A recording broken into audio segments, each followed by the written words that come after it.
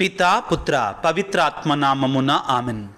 క్రీస్తునాథుని యందు మిక్కిలి ప్రియ సహోదరి సహోదరులారా, పాస్కా 4వ ఆదివార వాక్య పరిచర్యకి మిమ్మందరినీ ప్రేమతో ఆహ్వానిస్తున్నాను. యోహాను సువార్త 10వ అధ్యాయము 27వ వచనము నుండి 30వ వచనము వరకు. యేసు ఈ రీతిగా బోధించను, నా గొర్రెలు నా స్వరమును వినును, నేను వానిని ఎరుగుదును, అవి నన్ను వెంబడించును, నేను వానికి నిత్య జీవితము ప్రసాదింతును, కనుక అవి ఎప్పటికీ నాశనము చెందవు. వానిని ఎవడును నా యొద్ద నుండి దొంగిలింపలేడు. వానిని నాకిచ్చిన నా తండ్రి అందరికంటే గొప్పవాడు, కనుక వానిని నా తండ్రి వద్ద నుండి ఎవడును దొంగిలింపలేడు. నేనును నా తండ్రియు ఏకమై ఉన్నాము అని యేసు పలికెను. క్రీస్తునాథుని యందు మిక్కిలి ప్రియులకు సహోదరి సహోదరులారా, ప్రతి సంవత్సరము కూడా పాస్కా 4వ ఆదివారాన్ని మంచి కాపరి ఆదివారం అని పిలుస్తారు.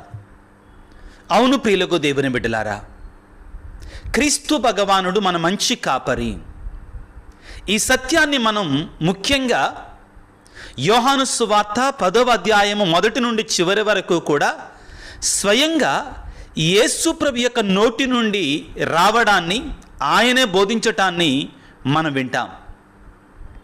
ఆ విషయానికి వస్తే ప్రియులారా, బైబిల్ గ్రంథములో కాపరి గొర్రెలు అనే అంశం చాలా ఎక్కువ సార్లు బోధించబడినటువంటిది.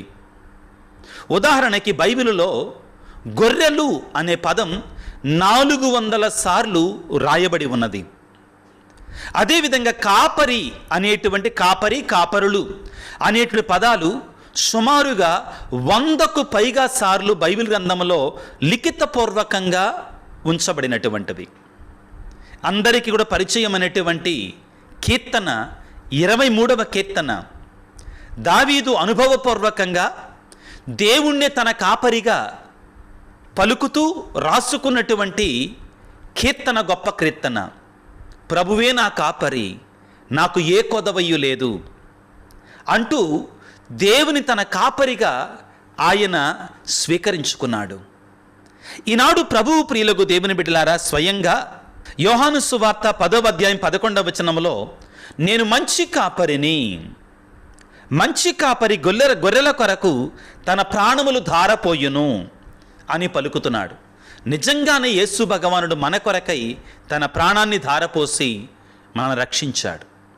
ప్రియులారా, నేను గొర్రెల కాపరి కుటుంబం నుంచి వచ్చినటువంటి వాడిని కాదు, కానీ దేవుడు నాకు ఈ గొర్రెల కాపరుల గురించి, గొర్రెల గురించి ఒక వ్యక్తిగతమైన అనుభవాన్ని మాత్రం దేవుడు నాకు ఇచ్చాడండి. చాలా దగ్గర నుంచి చూశాను. అదేవిధంగా గొర్రెల కాపరులు ఏ విధంగా ఉంటారు, గొర్రెలు ఏ విధంగా ఉంటాయి అని నేను అనుభవపూర్వకంగా నేర్చుకున్నాను ప్రియులారా. ఏ విధంగా అంటే, ఈ విషయాన్ని నేను చాలాసార్లు మీతో వాక్య రూపంలో ఉటంకించటం జరిగింది, చెప్పటం జరిగింది. మేము పిల్లలుగా ఉన్నప్పుడు, నేను, మా అన్న, మా అక్క, మా చెల్లి పిల్లలుగా ఉన్నప్పుడు చదువుల సంవత్సరం అంటే జూన్ నెల నుంచి మార్చి ఏప్రిల్ వరకు కూడా బడికి వెళ్ళేవాళ్ళం, స్కూలుకి వెళ్ళేవాళ్ళం. ఈ వేసవి కాలంలో బావి చేను అని ఒక పొలం ఉంది మాకు. అక్కడ కూరగాయలు పండించేటువంటి వారు మా అమ్మ నాన్న. దాని కాపలా కోసం వెళ్ళేవాళ్ళు. ఎందుకనంటే ఎండాకాలం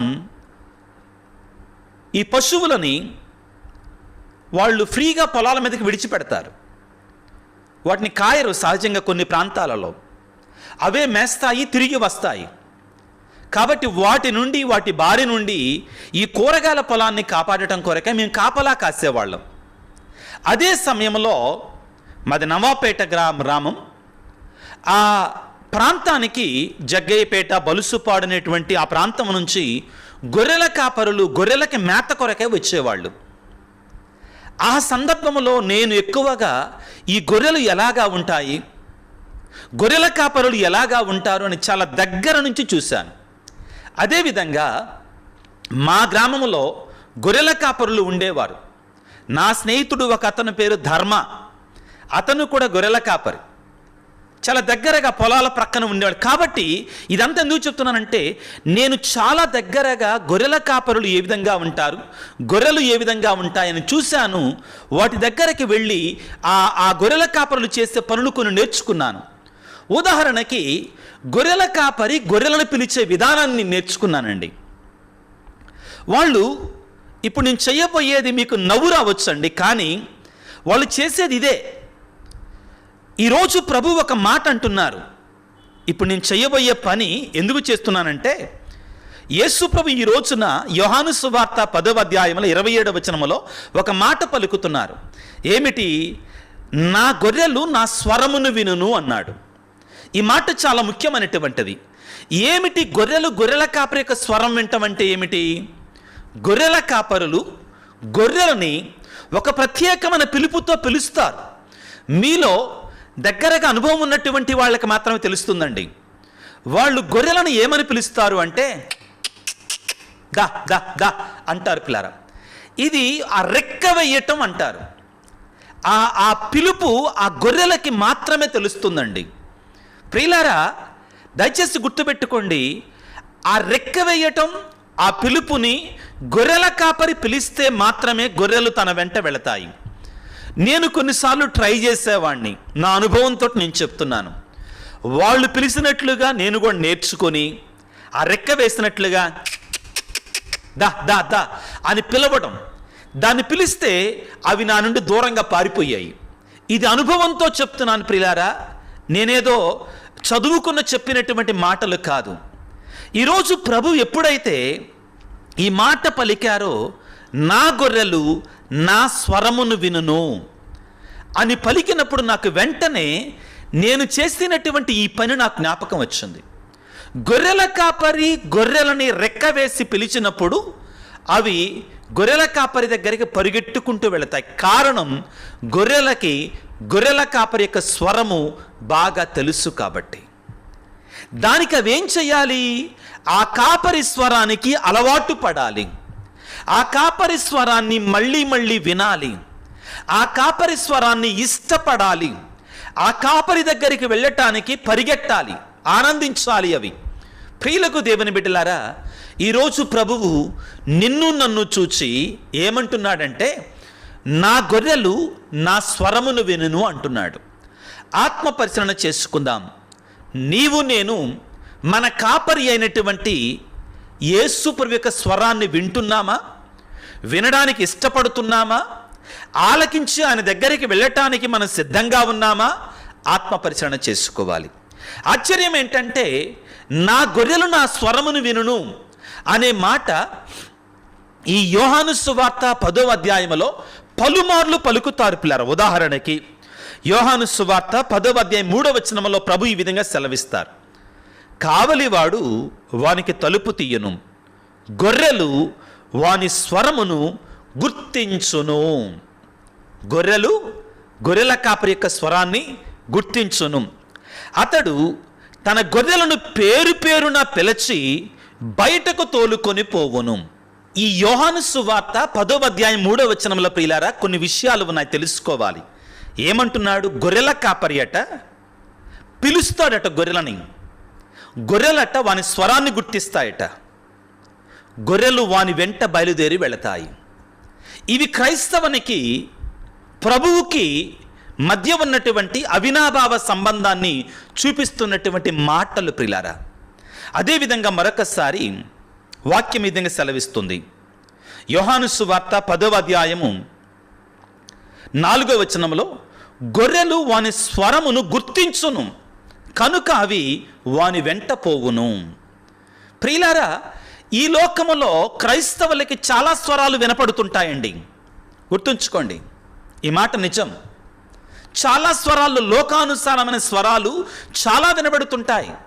చెడు స్నేహాలు, సినిమా స్వరాలు, జబర్దస్త్ స్వరాలు, వివిధ రకాల స్వరాలు వినబడుతూనే ఉంటాయి, ఆకర్షిస్తుంటాయి ఆ స్వరాలు మనల్ని. కానీ నీవు ఎవరి స్వరాన్ని వినాలనుకుంటున్నావు? నీవు ఎవరి స్వరం వెంట వెళ్ళాలనుకుంటున్నావు? ప్రియులారా, ప్రభువు స్వరాన్ని వినాలి అంటే నీలో కూడా కోరిక ఉండాలి, ఆ తపన ఉండాలి. ఊరికే వినలేవు. ఒక గుంపు ఉంటుందండి, చాలామంది మాట్లాడుకుంటూ ఉంటారు. అక్కడ తల్లి కుమారుడు ఉంటాడు. తల్లి పిలిచిన పిలుపుని కుమారుడు మాత్రమే వింటాడు, వేరే వాళ్ళకి అది సంబంధం ఉండదు. జాగ్రత్తగా గమనించండి. నీవు ఎవరి స్వరాన్ని వింటున్నావు? నీవు ఎవరి స్వరాన్ని పట్టుకొని వెళుతున్నావు నీ జీవితంలో? కొంతమంది మనలో ప్రియులారా, ఇది సత్యం, మంత్రగాల యొక్క స్వరాలను విని వెళుతుంటారు వాళ్ళ వెంట. కొంతమంది ప్రియులారా డబ్బు స్వరాన్ని విని వెళ్తూ ఉంటారు. కొంతమంది అధికారపు స్వరాన్ని విని వెళుతుంటారు. యేసు ప్రభువు తపస్సు కాల ప్రారంభంలో 3 శోధనలకు గురి అయ్యాడు. అవే స్వరాలు మనల్ని ఆశపెట్టేటువంటి స్వరాలు, లోకపు స్వరాలు ప్రియులారా. ఏమంటది? మొదటిది, నీవు ఇదిగో ఈ లోకాన్ని అంతటిని చూపించి నీకు ఇదంతా ఇచ్చేస్తానంటదండి. అది లోకపు స్వరం ప్రియులారా. ఇదిగో తిండి స్వరం, కడుపు స్వరం, దాని కొరకే పరిగెట్టేటువంటి వాళ్ళం కొంతమంది ఉన్నాం. ఎప్పుడు దాని మాట ఆలకించేటువంటి వాళ్ళం కొంతమంది ఉన్నాం.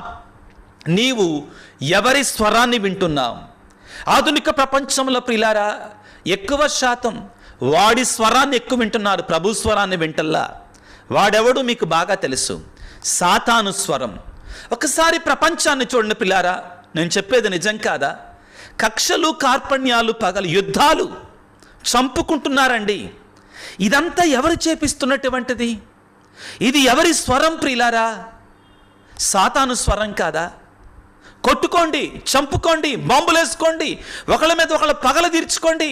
అక్కడ ఇజ్రాయెల్ దేశంలో, ఇక్కడ పాకిస్తాన్ భారతదేశంలో, అక్కడ ఉక్రెయిన్ రష్యా దేశాల మధ్యలో పలు చోట్ల ప్రియులారా మానవుడు అనేటువంటి వాడు యేసయ్య స్వరాన్ని వినేబానికి బదులుగా సాతాను స్వరాన్ని వింటున్నాడు. సాతాను స్వరం వెంట వెళుతున్నాడు. యేసు ప్రభు ఏమంటున్నాడు? ఆయన స్వరం ఏమని చెప్తుంది? శాంతి, సమాధానం, సంతోషం. ఉత్థాన క్రీస్తు ఏమంటున్నాడు? మీకు శాంతి కలుగునుగాక అంటున్నాడు. కానీ లోకములో శాంతి ఉందా ఇప్పుడు? కారణం ఏమిటి అంటే మానవుడు యేసయ్య స్వరాన్ని వినడానికి సిద్ధంగా లేడు. సాతాను స్వరాన్ని విని వాడి వెంట పరిగెడుతున్నాడు. ఈ రోజున మనందరం కూడా వేడుకోవాలి, అయ్యా ప్రభువా నీ స్వరాన్ని వినులాగా మమ్ము దీవించయ్యా అని ప్రార్థన చేసుకోవాలి. ఇదిగో మత్తయి శుభవార్త 17వ అధ్యాయం 5వ వచనంలో చాలా ముఖ్యమైన మాట. పరలోక తండ్రి యేసు ప్రభు తాబోరు పర్వతం మీద దివ్య రూపాన్ని దాల్చినప్పుడు పలికిన మాట ఏమిటి? ఇతడు నా ప్రియమైన కుమారుడు, ఇతని గూర్చి నేను ఆనందించుచున్నాను, ఇతని స్వరమును ఆలకింపుడు. పరలోక తండ్రి తన బిడ్డలమైన మనకి చెప్పే మాట ఏమిటి? బిడ్డలారా నా కుమారుని స్వరాన్ని ఆలకించండి, ఆయన చెప్పిన దాని ప్రకారం మీరు జీవించండి, ఆయన చెప్పిన దాని ప్రకారం మీరు బ్రతకండి అంటున్నాడు. కానీ లోకం ఏం చేస్తుంది? సాతాను గజ్జెకట్టి నాట్యమాడుతున్నాడండి, వికట అట్టహాసాన్ని చేస్తున్నాడు. మానవుడు కొట్టుకొని చంపుకుంటుంటే ఆనందిస్తాడు, పరవశిస్తాడు. అదే జరుగుతుంది ప్రపంచంలో ఇప్పుడు దేవుని స్వరాన్ని వినడం వల్ల. అదేవిధంగా యోహాను సువార్త 6వ అధ్యాయం 60వ వచనములో ఇదిగో ఈ విధంగా సెలవిస్తుంది ప్రియులకు దేవుని బిడ్డలారా దేవుని యొక్క వాక్యం. ఆయన శిష్యులలో అనేకులు ఈ మాటలు కఠినమైనవి ఎవడి వినగలడు అని చెప్పుకొనిరి. ప్రభువు నా శరీరాన్ని మీరు భుజించాలి, నా యొక్క రక్తాన్ని మీరు పానం చేయాలని చెప్తుంటే ఇవి ఎవడుంటాడు, ఇవి కఠినతరమైనటువంటివి అనట. వాళ్ళు ఏం చేశారు? ఈ మాటలు కఠినమైనవి ఎవడు వినగలడు అన్నాడంటాడు. ఆ తర్వాత ప్రియులారా యోహాను సువార్త 6వ అధ్యాయం 66వ వచనములో ఇందువలన ఆయన శిష్యులలో అనేకులు ఆయనను విడిచి వెళ్ళి మరెన్నడను ఆయన వెంబడింపరైరి. ప్రభువు చెప్పిన మాటలు విని వాటిని యావగించుకున్నారు, వాటిని తిరస్కరించారు.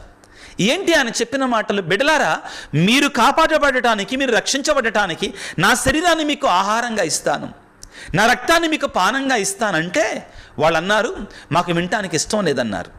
ఈ ఆధునిక ప్రపంచంలో కూడా పిల్లలు చాలామంది దేవుని స్వరాన్ని వినడానికి వాళ్ళకి సమయం లేదండి. దేవుని సన్నిధికి రావడానికి, దేవుని స్వరాన్ని వినడానికి వాళ్ళకి సమయం లేదు. ఎందుకంటే వాళ్ళ సమయం అంతా కూడా వేరే దానికి వెళుతుంది కాబట్టి దీనికి వాళ్ళ దగ్గర సమయం లేదు ప్రియులారా. కానీ ప్రియులారా, నిజమైన దేవుని బిడ్డలు ఏమంటారంటే ప్రభువు దగ్గరికి వచ్చి, ఇదిగో యోహాను సువార్త 6వ అధ్యాయం 68వ వచనంలో పేతురు గారు అంటున్నారు, ప్రభువా మేము ఎవరి యొద్దకు పోయేదమయ్యా, నీ వద్ద కలవు నిత్య జీవపు మాటలు ప్రభువా. ఎంత గొప్ప మాటలు ప్రియులారా. యేసయ్యా మేము ఎవరి యొద్దకు పోయేదము, నీ వద్ద కలవ నిత్య జీవపు మాటలను పలుకుతున్నాడు పేతురు గారు. నీవు నేను కూడా ప్రభువు మాటలలో నిత్య జీవం ఉన్నదని గుర్తించగలిగితే ఆయన స్వరాన్ని వింటాం, ఆయన మాటలు ఆలకిస్తాం. ఈ దేవుని యొక్క వాక్యాన్ని చదవడానికి సమయం లేదని చెప్పమండి, మనం చెప్పం ప్రియులకు దేవుని బిడ్డలారా. సమయాన్ని చూసుకుంటాం. దేవుని యొక్క స్వరాన్ని వినటం అంటే దేవుని యొక్క వాక్యాన్ని చదవటం, ఆత్మ ప్రేరణను అనుసరించి జీవించటం ప్రియులకు దేవుని బిడ్డలారా. ఇదిగో ఆ తరువాత ప్రభు ఈరోజు పలికినట్టు మాట ఏమిటి అంటే చాలా ముఖ్యమైన మాట. మొదటిది, నా గొర్రెలు నా స్వరమును వినును. మొదటిగా దేవుని యొక్క వాక్యాన్ని ఆలకించాలి. రెండవది ఏమిటి అంటే ప్రభు పలికిన మాట, నా గొర్రెలు నన్ను వెంబడించును. ఇది ఇంకా కష్టసాధ్యమైనటువంటిది, ఇది ఇంకొక అడుగు ముందుకు వేయాలి. ప్రభు యొక్క స్వరాన్ని వినడం ఒక ఎత్తు అయితే ఆయన స్వరాన్ని అనుసరించి జీవించాలి. అంత సులభమైనటువంటిది కాదు. ఆలకించటం అంటే ఈ చెవులో విని ఈ చెవులో విడిచిపెట్టడం కాదండి. దేవుని యొక్క స్వరాన్ని వినడం అంటే ఆ వాక్యానుసారముగా జీవించటం ప్రియులారా. ఇదిగో యోహాను సువార్త 10వ అధ్యాయం 4వ వచనములో దీనిని గురించి ప్రభు అంటున్నాడండి. ఏమని అంటున్నాడు?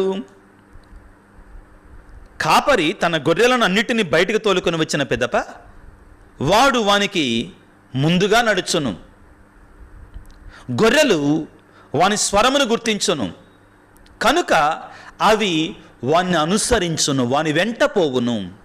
ప్రియులారా, మనం ఎవరి వెంట వెళుతున్నాం? మనం ఎవరిని అనుసరిస్తున్నాం? ప్రభు అంటున్నాడు ఈ రోజున, నా గొర్రెలు నన్ను అనుసరించును, నా గొర్రెలు నన్ను వెంబడించును. ప్రభు అంటారు ప్రియులారా, మత్తయి శుభవార్త 7వ అధ్యాయము 21వ వచనములో, ప్రభువా ప్రభువా అనువారు పరలోక రాజ్యమున ప్రవేశించరు, కానీ నా తండ్రి చిత్తానుసారముగా జీవించిన వాడే పరలోక రాజ్యాన్ని చేరుకుంటాడు. జీవించాలి, ఆయన అనుసరించాలి మనం. మత్తయి శుభవార్త 16వ అధ్యాయం 24వ వచనంలో ప్రభు ఏమంటారు? నన్ను అనుసరింపగోరు వాడు తన సిలువను ఎత్తుకుని నన్ను అనుసరించాలి. ఇక్కడ ప్రభు ఏమంటున్నాడు? నా గొర్రెలు నన్ను అనుసరించును, నన్ను వెంబడించును అంటున్నాడు. ఇక్కడ ప్రభువును అనుసరించటం అంత సులభమైనదేమీ కాదు. సవాళ్ళుంటాయి, శ్రమలుంటాయి, క్లిష్టమైనటువంటిది, శ్రమలు వస్తాయి. అయినా కానీ ప్రభువుని నువ్వు అనుసరించగలగాలి. ఆయన స్వరాన్ని విని ఆయన స్వరం ప్రకారం నువ్వు జీవించగలిగితే దేవుడు నిన్ను విడిచిపెట్టాడు, నీకు తోడుగా ఉంటాడు. ఆయన నమ్మదగినటువంటి వాడు. బిడ్డలారా, గొర్రెలు కాపరి యొక్క స్వరాన్ని విని వెళ్ళగలిగితే కొన్నిసార్లు బరువుగా ఉంటుంది గొర్రెలకి. ఇంకా తీసుకెళ్తున్నాడేంటి, ఇంకా తీసుకెళ్తున్నాడేంటి, ఇంకా నడిపిస్తున్నాడేంటి, బాధగా ఉంటుంది. కానీ కాపరి గొర్రెలకి ఎక్కడ పచ్చిక దొరుకుతుందో ఆయనకి తెలుసు, గొర్రెలకి ఎక్కడ విశ్రమ స్థానం దొరుకుతుందో అతనికి తెలుసు, ఎక్కడ నీటి జలాలు ఉంటాయో అతనికి తెలుసు. అతను నడిపించుకొని వెళతాడు. గొర్రె చేయవలసిందల్లా ఏమిటంటే విధేయతతో ఆలకించాలి, అనుసరించాలి. ఇవి రెండే చాలా ముఖ్యమైనటువంటిది. గొర్రెలముగా ఆయన బిడ్డలముగా మనం చేయవలసిన 2 కార్యాలు ఏమిటి అంటే ఆలకించు, అనుసరించు. మిగిలినంతా ఆయన చూసుకుంటాడు. నీవు ముఖ్యమైన సందేశానికి వస్తున్నాం. ఆయన స్వరాన్ని ఆలకించి అనుసరించగలిగితే నీకేం జరుగుద్దో ప్రభు వాగ్దానం చేస్తున్నాడు. ఈరోజు వాక్యం 4 వాక్యాలేనండి, గొప్ప వాక్యాలు. ఎవరైతే ఆయన స్వరాన్ని ఆలకించి అనుసరిస్తారో వారికి ఆయన చేసే మేలుల గురించి మాట్లాడుతున్నాడు. ఏమిటి అంటే వాక్యాన్ని చదువుకుందాం. యోహాను సువార్త 10వ అధ్యాయం 27వ వచనములో, నా గొర్రెలు నా స్వరమును వినును అని పలికిన వెంటనే నేను వారిని ఎరుగుదును అన్నాడు. ప్రియ దేవుని బిడ్డ, నీ కాపరి నిన్ను ఎరిగి ఉన్నాడు. నువ్వేంటో అని తెలుసు, నీ కష్టం ఏంటో అని తెలుసు, నీ స్థితి ఏంటి, నీ పరిస్థితి ఏంటి అని తెలుసు. నువ్వు అనుకుంటున్నావా, దేవుడు నా ప్రార్థన ఆలకించట్లేదు, దేవుడు నన్ను చూడటలేదు, దేవుడు నన్ను పట్టించుకోవట్లేదు అంటున్నావా? నీ దేవుడు నిన్ను మరువడు. పలకలేదా ప్రభువు? యెషయా గ్రంథం 49వ అధ్యాయం 15-16 వచనాల్లో ప్రియులారా, తల్లి మరచిన తండ్రి మరచిన నేను నిన్ను మరువనని పలికి, స్త్రీ తన పసికందును మరచిన నేను మాత్రం నిన్ను మరువను. చూడు, నీ పేరు నా అరచేతులలో రాచుకొని ఉన్నాను. ప్రియ దేవుని బిడ్డ, ఈ వాక్యాన్ని ఆలకిస్తున్నది ప్రియమైన దేవుని బిడ్డ, నీవెటువంటి కష్టసాధ్యమైనటువంటి శ్రమల గుండా వెళుతున్నా కానీ నీ దేవుడు నిన్ను చూచుచున్నటువంటి వాడు, నీ యొక్క బాధను ఆలకించుచున్నటువంటి వాడు, నీ కన్నిటిని తుడిచేటువంటి వాడై ఉన్నాడు, నిన్ను పచ్చిక బయళ్ళలోకి నడిపించేటువంటి వాడై ఉన్నాడు, నిన్ను శాంతికరమైన జలముల వద్దకు నడిపించుకొని పోయేటువంటి వాడై ఉన్నాడు. ప్రభు అంటున్నాడు, నా గొర్రెలని నేను ఎరుగుదును, వాటి స్థితి పరిస్థితి, వాటి బాధ వాటి కష్టం అని తెలుసు, నీ బాధ అని తెలుసు. ఈ మాట చాలా ముఖ్యమైనటువంటి ప్రియులారా. ఏమిటి అంటే, నా గొర్రెలని నేను ఎరుగుదును. ఆయన నిన్ను ఎరిగి ఉన్నాడు, నీ గురించి ఆయన తెలుసో. నన్నేం పట్టించుకుంటాడులే, నా బాధలు ఆయనకేం తెలుసు అనుకుంటున్నావా? No, he knows about you. He knows in and out about you. He knows you through and through. He knows everything of you. Maybe some of the things you do not know about yourself, God knows about you. నీకు తెలియనటువంటి నీ విషయాలు కూడా ఆయన తెలుసు. కీర్తనాకారుడు అంటాడు, ఆయనకు చీకటి కూడా చీకటి అయి ఉండజాలదు, 1000 సూర్యుల కాంతితో ఆయన నిన్ను చూచుచున్నాడు. నీ బాధలు, నీ కష్టాలు, నీ కన్నీళ్లు, నీ కడగళ్ళు ఆయన చూస్తున్నాడు. నిర్గమకాండం 3వ అధ్యాయం 7వ వచనంలో ప్రియులారా, స్వయంగా ప్రభు అంటాడు కదా ఇశ్రాయేలు ప్రజల గురించి, నా ప్రజలు పడుతున్న బాధను నేను కనులారా చూచితిని అన్నాడు కదా, వాళ్ళని విమోచించుటగా నేను దిగి వచ్చితని అన్నాడు కదా. ఆయన వస్తాడు, నీ తోడుగా ఉంటాడు. ఆయన మొదటిగా నీకు ఇచ్చే ఆదరణ, నువ్వు చేయాలి రెండు కార్యాలు చేయాలి. ఏమిటి అవి?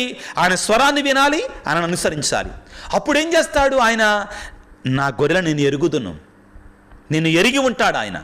రెండవది ఏంటంటే ప్రియులకు దేవుని బిడ్డలారా, ఆయన చేసేది జాగ్రత్తగా ఆలకించండి. 28వ వచనంలో, నేను వానికి నిత్య జీవితమును ప్రసాదిస్తాను. ఎంత గొప్ప మాట బిడ్డలారా.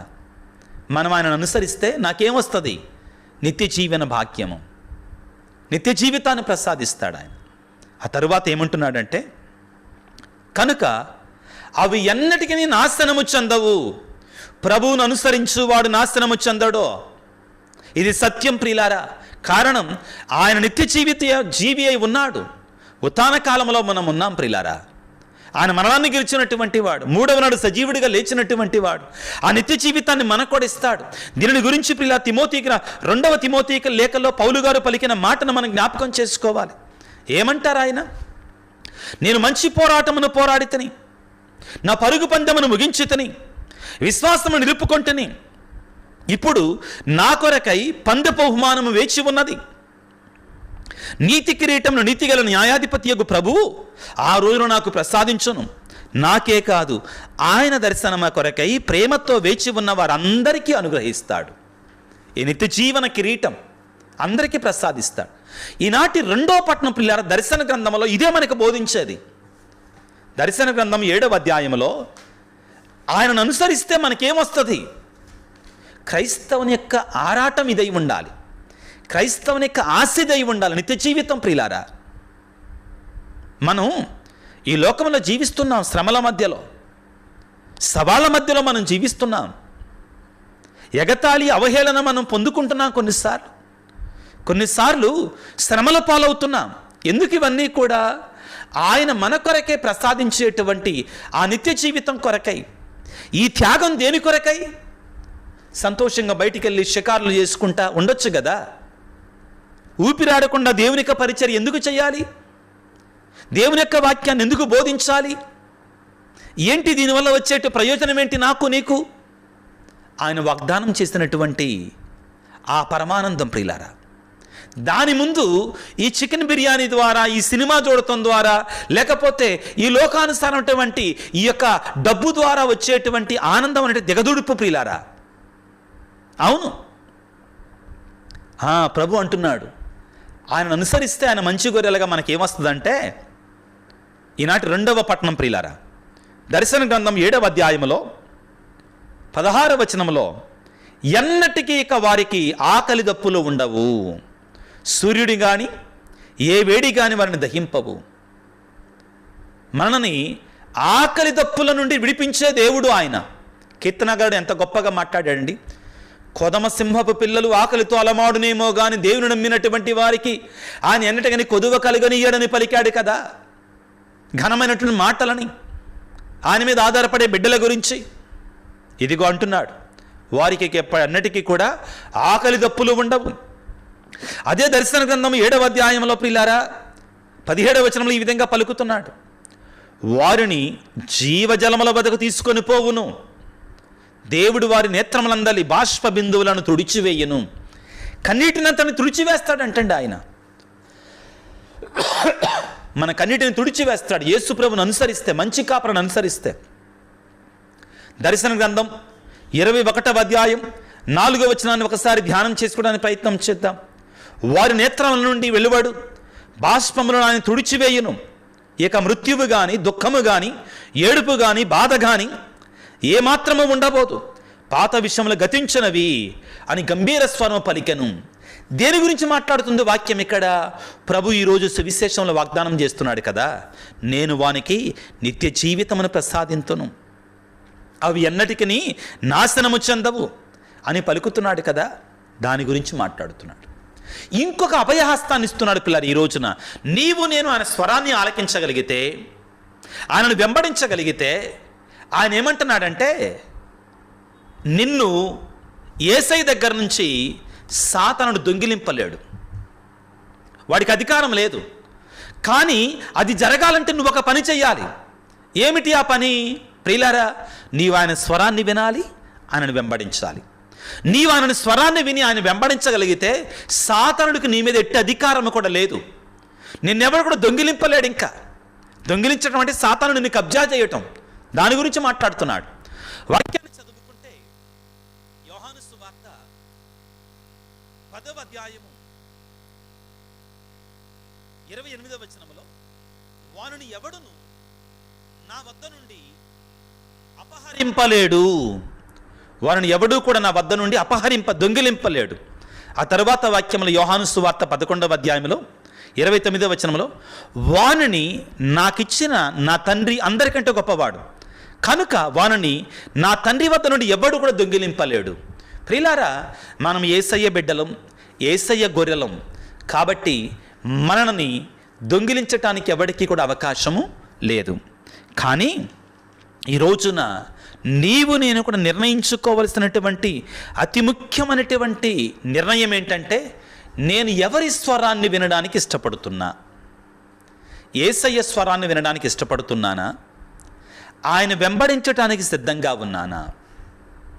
ఇది మనం నిర్ణయించుకోవాలి. ఈ రోజున నిర్ణయించుకోగలిగితే దేవుడు మన జీవితంలో అద్భుతాన్ని చేస్తాడు.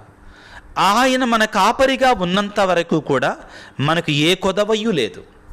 ప్రభువే నా కాపరి, నాకు ఏ కొదవయ్యూ లేదు.